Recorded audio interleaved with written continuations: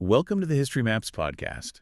It is really great to be back for this. Yeah, we are jumping straight into part 2 of our deep dive into Napoleonic tactics today. Which is definitely a shift from part one. It really is. I mean, if you were with us for the first part, we spent a lot of time in the mud. Right. We covered the infantry, the sheer mass of the army, the columns, the lines, the guys holding the muskets who make up the bulk of the force. The absolute backbone, the ones who actually hold the ground. But today, we're leaving the foot sloggers behind. We're looking at the component of the army that captures the imagination more than any other. Oh, absolutely. We are talking about the eyes and ears and the iron fist of Napoleon's military machine. Today is exclusively dedicated to the cavalry. The glamorous arm. Mm-hmm. And, well, his incredibly expensive arm. That is exactly where I want to start, the expense. Because when you look at the logistics of this in the sources, it just seems like a nightmare. It was a nightmare. You aren't just feeding a soldier. You are feeding a 1,000-pound animal that needs massive amounts of grain and water every single day. Right, like 10 to 20 pounds of forage a day per horse. Exactly. And the equipment is more expensive. The training takes 3 times as long as an infantryman. From a pure return on investment perspective, why is Napoleon pouring so much of his budget into this? That is the fundamental question. Because if you look at the spreadsheets, so to speak, the cavalry makes no sense. They are logistical parasites. Yeah. They will literally eat an army out of house and home. But there is a very specific reason why every European power maintained them. It comes down to a quote from Napoleon himself, which I think anchors this entire deep dive today. Let's hear it. He said, "Without cavalry, battles are without result." Without result. Yeah. That implies that the infantry can fight and maybe even win the field, but it just doesn't matter. Precisely, because infantry can take a hill, they can force the enemy to retreat, but infantry cannot catch a retreating enemy. Because they move at the exact same speed. Right. If you win an infantry battle, the enemy just pulls back, they regroup, and they fight you again next week. To actually win a war, to destroy the enemy army so they can't fight anymore, you need speed. You need a mechanism to turn a retreat into a rout. And a rout into a surrender. That is the cavalry's primary strategic value. So it's the difference between winning a boxing match on points versus delivering a knockout blow. That is a really fair analogy. And it wasn't just about the knockout, it was about seeing the punch coming in the first place. Right. We have to remember the era we are in. There are no satellites, no radios, no drones. If you don't have men on horses riding 20 miles ahead of you, you are marching blind. You were just stumbling around Europe hoping you don't walk into a trap. Exactly. So let's break this machine down, because I think the popular image is just men on horses with swords. But if we were standing on a ridge in, say, 1805, looking at the Grande Armée, we'd see a very rigid class system, wouldn't we? It wasn't just a monolith. Not at all. It was a strict taxonomy. You have to classify them based on weight, both the weight of the man and the weight of the beast. Okay. We categorize them generally into 3 tiers: light, medium, and heavy. And these aren't just equipment differences. They are completely different psychological profiles and tactical roles. Let's start with the light cavalry, then. These are the hussars, the Cossacks, the chasseurs à cheval. The rock stars of the army, or at least they definitely thought they were. Physically speaking, what are we looking at here? Small men on small, agile horses. You could not be a giant in the light cavalry. You needed to be light enough that your horse could gallop for hours without exhausting itself. Because these are the units tasked with that eyes and ears role we mentioned. Way out in front. And I think it's hard for us to appreciate just how isolated they were. Strategic screening meant these squadrons were operating 20, maybe 30 miles ahead of the main army. Completely out of support range. Entirely. If they get into trouble, nobody is coming to save them. That requires a very specific type of personality. You can't just be a cog in the machine if you're 30 miles away from the general. No, you need independent thinkers. You need men who can read a map, interrogate a local peasant, find food for themselves and their horses, and make life or death decisions without an officer looking over their shoulder. Right? It bred a culture of extreme arrogance and extreme bravery. The hussars were famous for their elaborate uniforms, the braids, the furs, the pelisses hanging off their shoulders. It was branding. It was absolutely branding. They were kind of the pirates of the army. And their job strategically is screening. Can we unpack that term? It sounds sort of passive, but I suspect it's not. It is extremely active. Think of it as a moving wall of information denial. If you have a screen of light cavalry ahead of your army, The enemy's scouts cannot get through, They ride out to see where Napoleon is, and they run into a swarm of hussars. who either kill them or chase them right back, so the enemy general is blind. Meanwhile, your hussars are leaking through their lines, counting their campfires, watching their roads, and reporting back. So it is an information war. It is the internet of the 19th century. If your network is down, meaning your light cavalry is beaten, you are paralyzed. Okay, so that's the light cavalry. The scouts, the skirmishers, the flashy dressers. Moving up the weight class, we get to the medium or line cavalry. The dragoons. The dragoons are fascinating because they suffer from a bit of an identity crisis historically. The term dragoon actually originally referred to mounted infantry. Meaning they didn't actually fight on horseback. Originally, no. 100 years prior to Napoleon, a dragoon was just a soldier who used a horse to commute to work, basically. Wow. He'd ride to the battlefield, get off, hitch the horse, and fight on foot with a musket. It was about mobility, not shock power. Like mechanized infantry today, you ride in the APC, but you fight on the ground. Exactly. But by Napoleon's time, that had shifted. They had evolved into true cavalry. They fought on horseback with sabers, but they retained that heritage. How so? They carried longer muskets called carbines, unlike other cavalry. They were still trained to fight on foot if absolutely necessary. If you needed to seize a bridge or hold a village until the main infantry arrived, the dragoons could dismount and do it. The ultimate utility players. The workhorses of the army. They were heavy enough to charge in a battle line, but light enough to do some screening if you ran out of hussars. And the sources note that different nations handled them differently, right? Yeah, in the French army, the dragoons were the absolute backbone of the cavalry corps. The British had a slightly different approach. They split them into heavy dragoons and light dragoons. But the concept of a versatile, do-it-all soldier remained. And then we have the heavy cavalry, the Iron Fist. The cuirassiers. These guys are the ones that look like they rode straight out of a medieval tournament. They really do. They are massive men. To be a cuirassier, you had to meet strict height requirements. Usually close to 6 feet tall, which was giant for the era. And they rode the largest, heaviest horses available. Usually sourced from Normandy or Holstein. Big, powerful beasts. And they're actually wearing armor, real metal breastplates. The cuirass, front and back steel plates, plus heavy steel helmets with those big horsehair crests. The sources compare them to modern tanks, and the analogy really holds up. Because their job isn't to scout or skirmish. No. Their job is to wait in reserve until the enemy line is wavering and then smash through it with absolute brute force. The breakthrough weapon. Yes, you do not waste cuirassiers on chasing stragglers. You save them for the decisive moment. When you see a weak spot in the enemy center, you hurl 5,000 heavy cavalrymen at it to shatter the formation. It is a sledgehammer. So we have the classification down. Now let's talk about the tools of the trade. We mentioned the armor, but I want to dive into the weaponry, specifically the sword, because I think most people assume a sword is just a sword.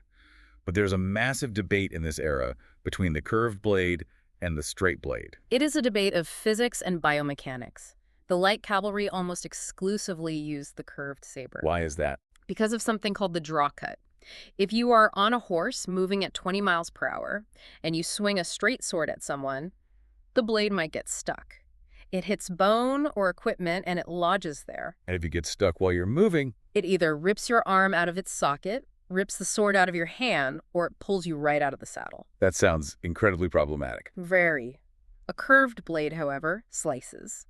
The curve ensures that the point of contact moves along the blade as you swing. It slashes through flesh and clothing and then slides off. Leaving a nasty wound but keeping the weapon in your hand. Exactly. It is perfect for the melee, for the swirling chaos of a dogfight or a pursuit. But the heavy cavalry, the cuirassiers, they used straight swords. Great, long, heavy, straight swords.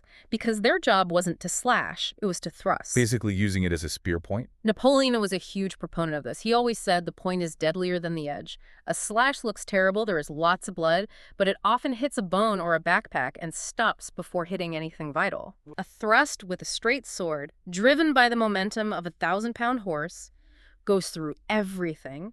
It hits organs. It is almost always fatal. It effectively turns the sword into a lance. It does, which is why some armies, like the Austrians and Prussians, actually just used lances, the Uhlans. But using a straight sword like a lance requires immense discipline. You have to ride into contact with your arm extended, basically holding a metal spike. and trust that the impact won't break your own wrist. Speaking of impact, what about firearms? The movies love to show cavalry charging while firing pistols in both hands. The movies love it, and historians despise it. It is absurd if you just think about the mechanics of the era. You have a flintlock pistol or carbine. Right. To reload it, you have to take a paper cartridge, bite it open, pour powder down the barrel, spit the lead ball in, take a metal ramrod, ram it down, prime the panic. And you are supposed to be doing this while bouncing on a horse at a gallop. It is physically impossible. The only time you can reload is if you stop and dismount, or maybe if you halt in a very quiet corner of the battlefield. So effectively, a cavalryman has one shot. Just one shot for the whole engagement. One shot that is wildly inaccurate because smoothbore pistols couldn't hit a barn door at 20 paces even if you were standing perfectly still. And you are moving. Right. So sure, maybe you fire it right before you crash into the enemy to create some smoke and confusion. But generally, the firearm was a psychological crutch, mostly used for skirmishing. In close action, you use the cold steel. Let's talk about protection again. The cuirassiers had that breastplate. Did it actually work, or was it just ceremonial? It worked. It was heavy, hot, and miserable to wear, but it saved lives. A steel cuirass could deflect a musket ball if it was fired from long range. Wow. And against swords, it was almost impenetrable. If you were a light cavalryman slashing at a cuirassier, your saber is just going to bounce right off his steel chest. You have to aim for the face, the neck, or the limbs. That gives the heavy cavalry a massive advantage in a head-to-head fight. Huge. It makes them incredibly confident. But the dragoons, who usually didn't have armor, came up with a brilliant improvisation. The sources mention this thing called the crossbag. Describe that for us. Every soldier had a heavy wool cloak for sleeping. The dragoons would roll this cloak up into a tight, hard cylinder and wear it diagonally across their torso, like a sash. So a poor man's cuirass. Believe it or not, tightly rolled wool is incredibly dense. It could actually stop a saber cut. It wouldn't stop a bullet, but it could save you from being slashed across the ribs. It is a great example of soldiers adapting to the brutal reality of the battlefield. What about helmets? They reinforced the helmets to protect the head, specifically the top of the skull. Because when a rider leans forward in a charge, the top of the head is totally exposed to downward sword strikes. I want to move to the main event now, the charge. This is the moment everything builds toward. And I want to slow this down, because I think cinema has completely ruined our perception of this. Yes, it has. We picture the bugle sounding and everyone instantly spurring their horses into a dead sprint from a mile away. But the sources are clear. That's physically impossible. It is a question of energy management. If you gallop a horse for a mile carrying 250 pounds of man and equipment, that horse is finished. Right. It is blown. It has no chest left to actually impact the enemy. It might even collapse before it gets there. So it is a mathematical formula of distance versus energy. Precisely. The charge is a slow, terrifying build. You actually start at the walk. And this is the most nerve-wracking part for the soldiers. I can imagine. You are walking towards the enemy. You can see their cannons. You can see the fuses lit. You can see the cannonballs bouncing through the grass toward you. And you cannot speed up. That requires insane discipline. The urge to just rush forward must be overwhelming. It is basic human nature to want to get it over with or get out of the danger zone. The officers are actually riding in front of the men, essentially holding them back with their own bodies, shouting to keep them steady. You walk until you are maybe 200 yards out. Then, and only then, do you move to the trot. And the trot is bouncy. It is not a smooth gait at all. It is terrible for maintaining formation. A trot shakes you around, but this is where the knee-to-knee concept becomes absolutely critical. Explain that visual. The regulation formation was incredibly tight. You weren't just riding near your buddy, you were physically wedged in. You would lock your knee behind the knee of the man next to you. Wow. The pressure should be felt from the center of the line pushing outwards. You are essentially one giant, multi-legged organism. So if my horse stumbles or if I get shot, the horses on my left and right actually hold me up. Yes, you physically cannot fall, and you cannot turn around. You are locked into the machine. This density is what gives the charge its power. It is not about individual duelists. It is about a moving wall of meat and bone weighing hundreds of tons. And when do they finally let them go to a full gallop? Only in the final 80 to 100 meters, literally seconds before impact. The officer shouts the command to charge, and that is when you unleash all that stored energy. And that is when the cohesion usually breaks. That is the ultimate danger zone. The fast horses want to pull ahead, the slow horses lag behind. If the line becomes ragged, you lose the wall effect. You just become a bunch of individuals riding at a mob. And a mob always loses to a steady formation. There is also a fascinating detail in the sources about the swords during the charge, the debate on when exactly to draw them. Ah, yes, to draw or not to draw. The official regulations said you draw swords before you even start the advance. Which looks impressive. 1,000 blades shining in the sun. It does, but the veterans, the guys who had actually survived 10 campaigns, they often advised against it. Why? It seems like you'd want to be ready. It is psychological. If you draw your sword at the start, the enemy infantry watches that steel coming toward them for 5 full minutes. They get used to it. The initial terror fades into resignation. But if you wait, If you approach with swords sheathed, you look calm, you look disciplined, you look like you aren't even worried. And then, at the very last second, right before the gallop flash, 500 blades come out at once. wow, The sound alone, the ringing of the steel, and the sudden reflection of light creates a massive spike of panic in the enemy right at the critical moment. that is pure psychological warfare. It is. And these battles were won in the mind before the bodies even met. Which brings us to the actual collision. We need to talk about what happens when this moving wall hits another moving wall. Cavalry versus cavalry. The collision, or frequently the non-collision. Wait, they don't crash. Rarely. Again, movies show horses slamming into each other like cars on a highway. But a horse is a sentient being. It has a powerful survival instinct. It will not run full speed into a solid object. Right. It will swerve, or it will stop. So it is literally a game of chicken. It is exactly a game of chicken. The sources suggest that in 3/4 of charges, one side loses their nerve before contact is even made. They see the enemy coming, they realize the enemy isn't stopping, and they break.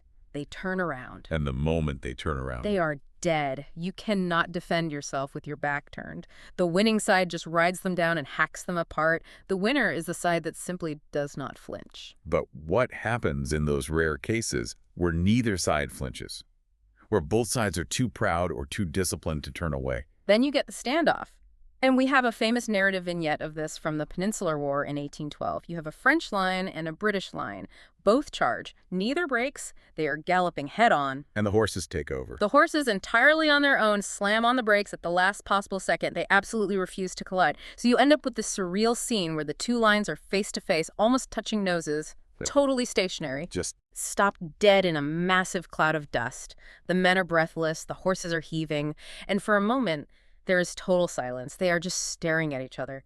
Too close to charge, too proud to run. that is incredibly tense. How do you even break that tension? In the 1812 case, a French officer leaned forward and tapped the British officer opposite him on the sword, just a little tap, and that broke the spell. The melee started a chaotic, static hacking match, but it goes to show that the full-speed crash is largely a myth.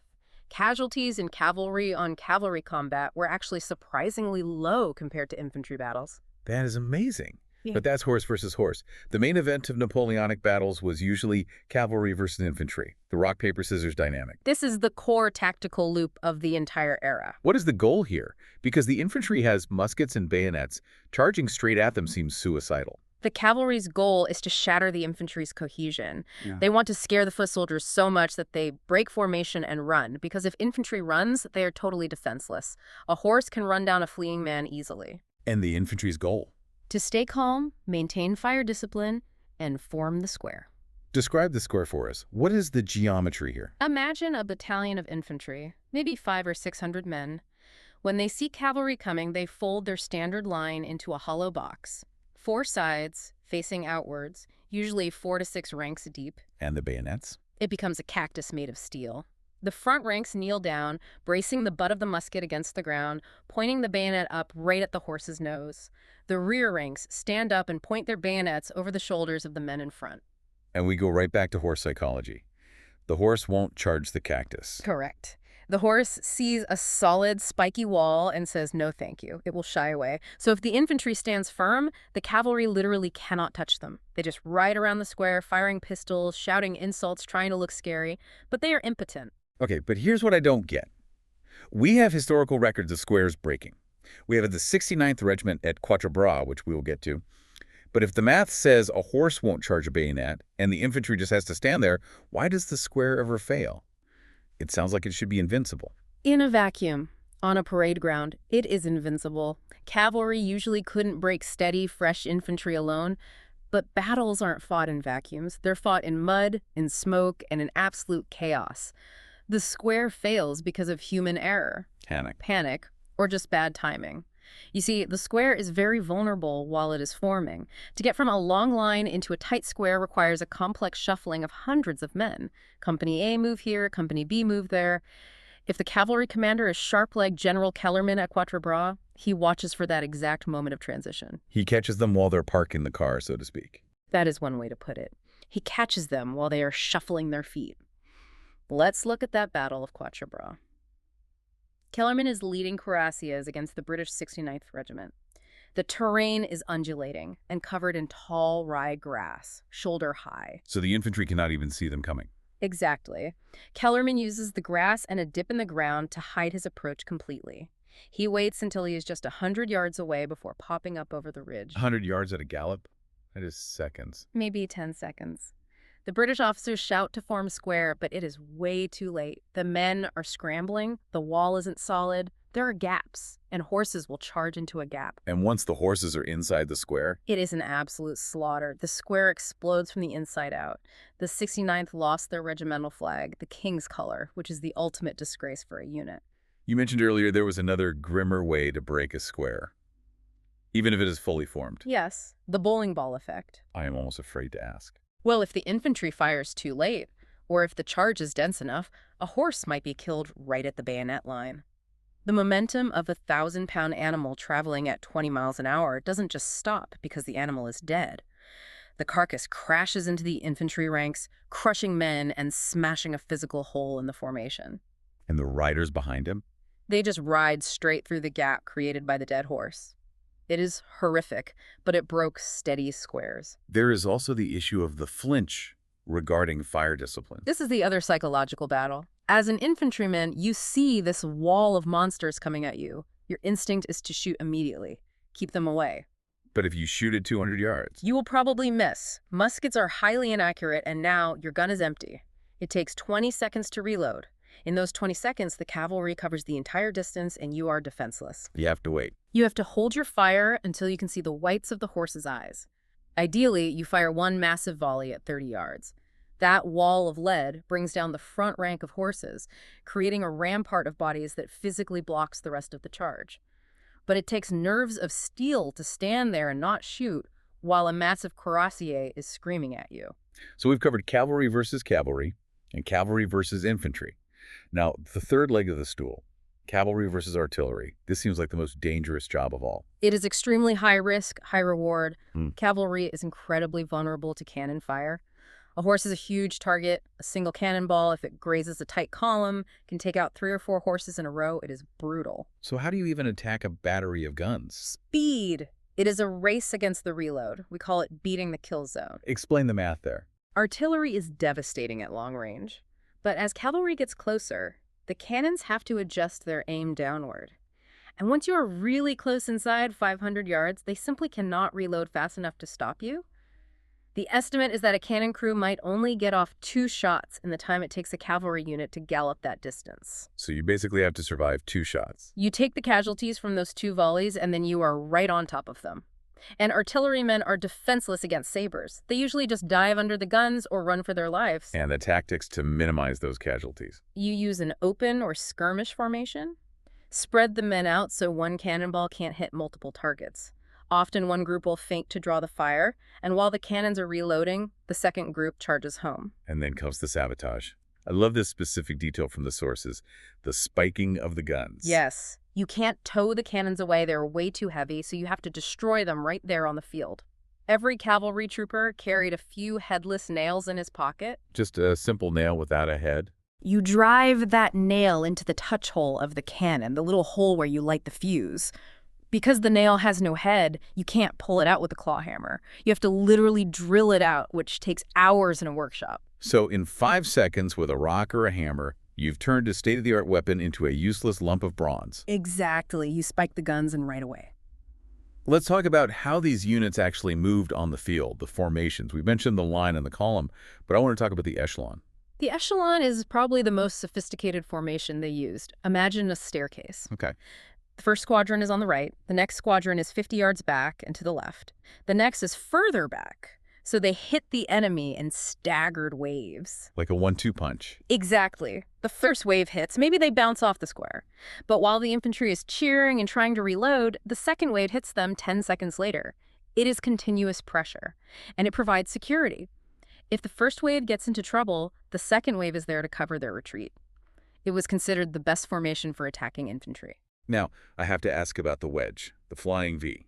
We see it in video games, we see it in movies. Did Napoleon's cavalry actually use a wedge formation? We have to completely debunk this. No. There is absolutely no historical evidence of a wedge formation being used in the Napoleonic era. Why not? It looks Oh my cool. God. It seems like it would pierce the line perfectly. It is entirely impractical. If you form a wedge, you are putting all your combat power into one single point, the tip. If that tip misses or gets stuck on a bayonet, the rest of the formation behind it is useless, and your flanks are completely exposed. That makes sense. The Napoleonic theory was about bringing maximum sabers to bear at the same time. You want a wide frontal line so that everyone can fight at once. The wide wall beats the narrow spear. Okay, myth busted. No flying V. Before we wrap up the tactical side, let's touch on skirmishing and foraging. Because it wasn't just big set-piece charges. No, skirmishing wasn't just for the infantry. Cavalry skirmishers, operating in an extended order, would scout the terrain and actively harass the enemy line to provoke them into firing prematurely. How much of the unit would do that? Usually no more than 25%. The rest stayed tightly packed in reserve to maintain cohesion and be ready to exploit any mistakes. And foraging or swarm tactics? That was looser than a line, but tighter than skirmishing. They used it to chase down broken infantry or attack artillery. It allowed individual troopers to pick specific targets while still retaining some mass to protect each other. Let's zoom out to the strategic level again. We talked about the light cavalry's role in pursuit. I really want to emphasize why this matters so much. This is the ultimate strategic impact, the eyes of the army. Without light cavalry, an army is blind. But the pursuit is where battles were truly won, turning a tactical retreat into a massive rout. Give us an example of what happens when you don't have that capability. The 1813 campaign is the perfect tragic case study for this. Remember, in 1812, Napoleon invades Russia. It is a total catastrophe. He loses hundreds of thousands of men, but crucially, he loses almost all his horses. They freeze to death or are eaten by the starving soldiers. So 1813 comes around and he raises a new army. He drafts teenagers to fill the infantry ranks, he casts new cannons, but you cannot just print horses. And you cannot train a cavalryman overnight. So in 1813, he has a massive army, but almost no cavalry. But he still wins battles, right? He is still a tactical genius. He wins at Lutzen. He wins at Botzen. He beats the Russians and the Prussians on the field, but He cannot chase them. he has no legs. The enemy retreats, battered but entirely intact. They rest for a few days, reorganize, and come back to fight again. Napoleon wins the battles, but loses the campaign because he lacked the arm to deliver the killing blow. It prevented decisive victory. It really validates that opening quote. Without cavalry, battles are without result. It wasn't just arrogance, it was the hard physics of 19th century warfare. Before we close, I want to touch on one final innovation that ties this all together. The combined arms approach. We talked about cavalry versus infantry and cavalry versus artillery, but Napoleon figured out how to make them work together. The horse artillery. This was his great innovation, giving cavalry their own organic support. Flying artillery. Literally. He realized that cavalry's main weakness was that they couldn't shoot. If they ran into a stubborn square, they were stuck riding in circles, so he gave them their own cannons. But these weren't normal, slow-moving cannons. No. Every single member of the crew was mounted on a horse. The guns were lighter. They could gallop right along with the dragoons and cuirassiers. So if the cavalry hits a steady square and bounces off, They stop. The horse artillery unlimbers right behind them, blasts the square with canister shot from 50 yards away to break it open, and then the cavalry charges right in through the smoke. It created independent combat units that could handle almost anything. The infantry concept of the order-mex applied to the mounted arm. it is incredibly sophisticated stuff. Yeah. It really highlights that this wasn't just charge and hope for the best. It was a complex system. A very complex machine. The cavalry wasn't just a brute force weapon. It was a scalpel, a shield, and a hammer, all depending on how you deployed it. We have covered a lot of ground today.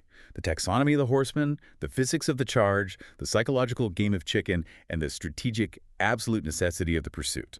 And the staggering cost. We circled back to that. It was logistically demanding, it was difficult to train, but it was indispensable. Here's a final provocative thought for you to chew on as we finish up. We spent the hour talking about the view from the saddle, the glory, the speed, the raw power of the charge. But think about the view from the other side. Imagine being an infantryman in a square. You are 19 years old. You are standing in a muddy field. You cannot move. Your feet are stuck in the clay. And you see the horizon literally darken. You see a wall of steel cuirasses, big men on massive horses coming right at you. First a walk, then a trot. The ground actually starts to shake. You can feel the vibration in your boots. And you know that your survival, your entire life, depends completely on the discipline of the man standing next to you. If he flinches, if he runs, the wall breaks, and you all die. That terror, that immense psychological pressure, is something the glorious oil paintings never quite capture. Thank you for listening. History Maps. Learn history visually.